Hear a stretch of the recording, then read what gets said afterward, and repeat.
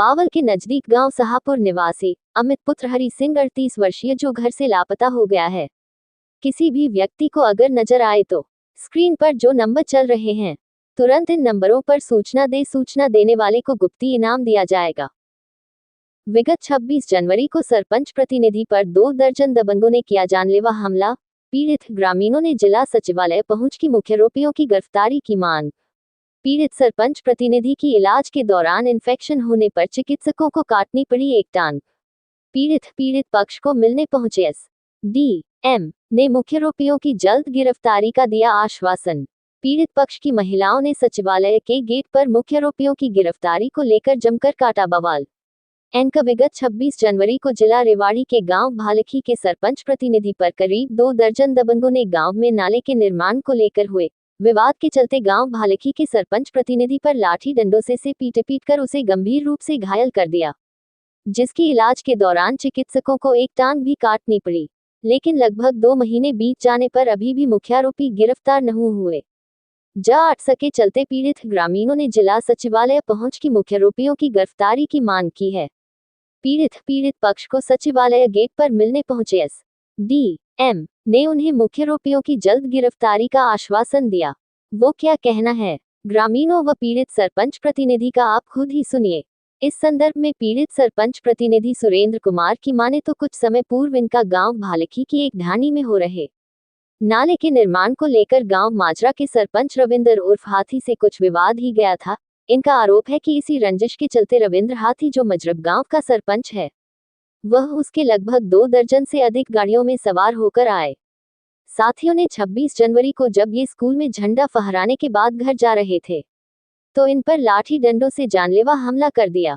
ये चिल्लाते रहे, वह मारते रहे, जिसका कुछ लोगों ने वीडियो बनाया और वह पुलिस को भी शिकायत के साथ दिया गया। लेकिन अभी तक केवल 8 लोगों की पुलिस ने गिरफ्तार किया। नार मुख्य आरोपी रविंद्र हाथी व उसके अन्य साथी अभी भी गांव में खुले घूम रहे हैं, जिन्हें पुलिस ने गिरफ्तार नहीं किया। इन्होंने आरोप लगाया कि मुख्य आरोपी सरपंच रविंद्र हाथी एक दबंग किस्म का इंसान है, जिसने न केवल लोगों की जमीनों पर अवैध कब्जे किए बल्कि इनकी तरह कई लोगों से मारपीट कर उनके भी हाथ पैर तोड़ दिए, जिस पर इस प्रकार के मुकदमे भी दर्ज हो चुके हैं। लेकिन सब कुछ जानते हुए पुलिस उसे व उसके अन्य फरार साथियों को अभी तक गिरफ्तार नहीं कर सकी। ये चाहते हैं कि जल्द से जल्द मुख्य आरोपियों की गिरफ्तारी कर उन्हें सलाखों के पीछे भेजा जाए। बाइट सुरेंद्र कुमार, पीड़ित सरपंच प्रतिनिधि गांव भालखी। बाइट सभी ग्रामीण महिलाएं वो पीड़ित पक्ष को एसडीएम ने मुख्य आरोपियों की जल्द गिरफ्तारी का आश्वासन दिया और कि पीड़ित पक्ष अगर सुरक्षा की मांग करेगा तो पुलिस अधीक्षक उस पर भी जरूर विचार करेंगे। Bite SDM Suresh Kumar. अब देखना ये होगा कि पुलिस कब तक फरार आरोपियों की गिरफ्तारी कर पाती है। चैनल पर पल पल की ताज़ा अपडेट देखने के लिए चैनल को लाइक, सब्सक्राइब, शेयर करते रहना।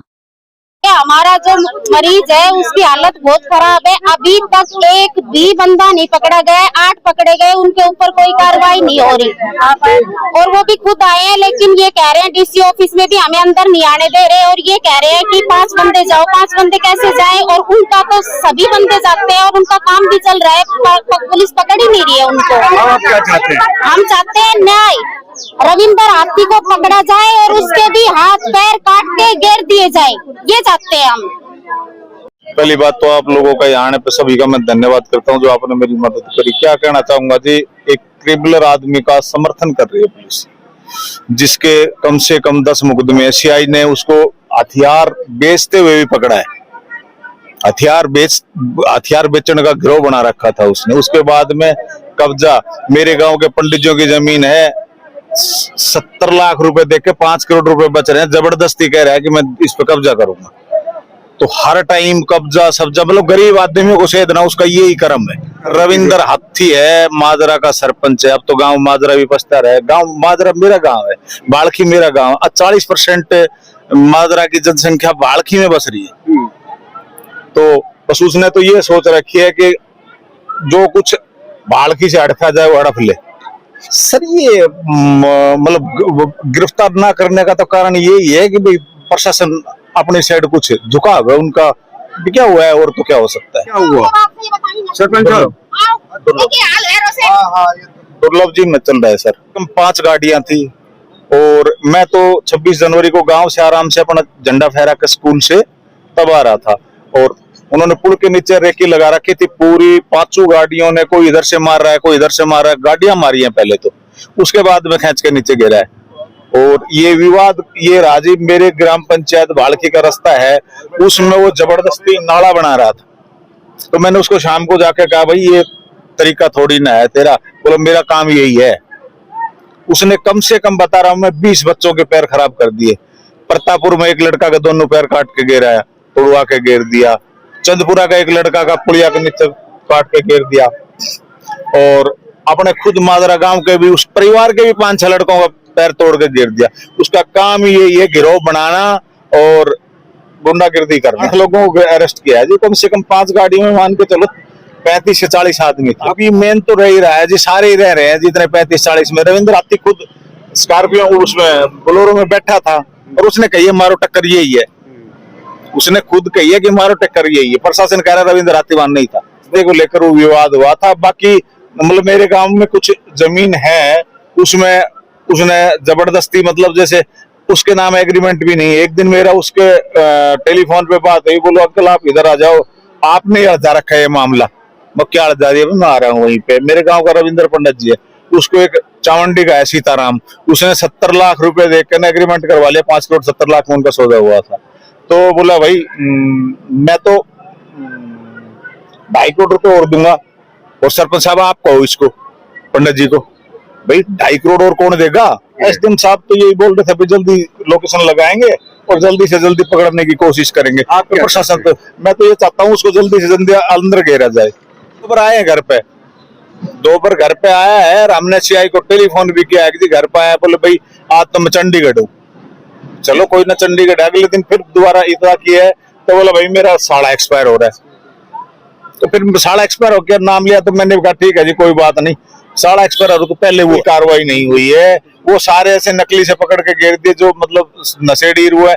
मेन जो आदमी जो साजिश करता भी है और वहां गाड़ी में बोलेरो में बैठा हुआ था, उसने सीधी कही है, मेरा ध्यान है नुक्का कि बोला मारो यही है साड़ा, इसका टक्कर मारो। ठीक है, 5 गाड़ियों से टक्कर मारी है। और बहरोड में भी कब्जा करने गया था, वहां पर भी उसमें मुकदमा चल रहा है। 11-12 उसमें मुकदमे है और क्रिमिनल आदमी, चोर आदमी है। मेरे को बोला भाई शहीद के लिए अंकल 20 ट्रॉली मिट्टी की दे दो, और रात को कम से कम 1000 ट्रॉली मिट्टी उठा लेगा। चोर है, एक नंबर का चोर, ठीक कर्म ही नहीं है। और प्रशासन उसका सहयोग कर रहा है। मुझे तो प्रशासन से यही आश्वासन चाहिए कि उसको जल्दी से जल्दी उठा के अंदर घेरा जाए। ठीक।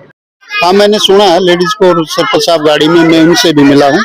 मैंने उनको आश्वासन दिया है कि भाई जिला प्रशासन को पता है इस मामले का, और टीमें जो पुलिस की है वो गठित कर रखी है, वो इस मामले को देख रही, जल्दी जो मुख्य आरोपी उसको गिरफ्तार करके सरपंच को न्याय दिलवाए। ऐसा नहीं है, पुलिस उसके पीछे है, कभी बगैर उसकी लोकेशन ट्रेस कर रहे हैं। जब भी लोकेशन मिलेगी तो उस पर तुरंत कार्रवाई की। अगर वो डिमांड करते हैं तो एसपी साहब उसका मूल्यांकन करवा लेंगे, अगर जरूरत पड़ी महसूस हुई तो सुरक्षा प्रदान कर दी जाएगी।